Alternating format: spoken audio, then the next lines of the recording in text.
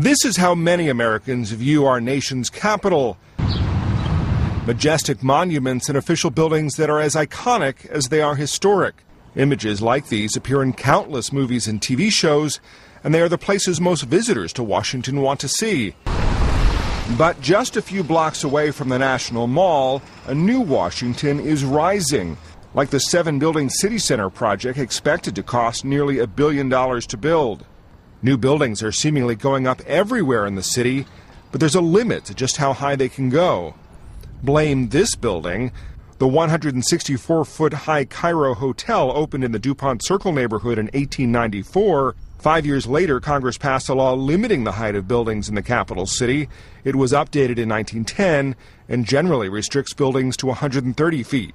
A century later, the law still stands. The official downtown, which is about a 1 square mile area, 20 years ago there were 90 surface parking lots there. Today, 0. And if the height limit was not in place, that would not be the case, because there'd be much taller buildings built and there'd still be surface parking lots. But some developers say the height limit limits their ability to make money on new buildings.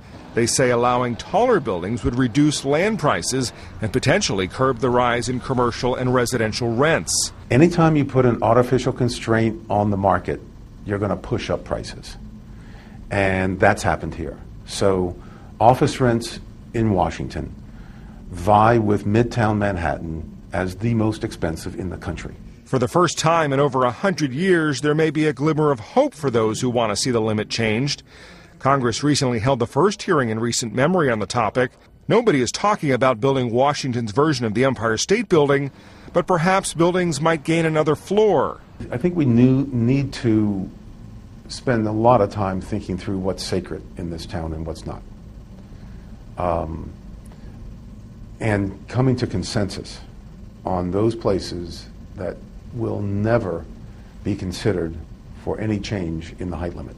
It's a balancing act between growing a modern city that saw its population rise by nearly 46,000 people between 2000 and 2011, reversing decades of population losses, and preserving the look and feel of a city so iconic. Matt Friedman, Associated Press.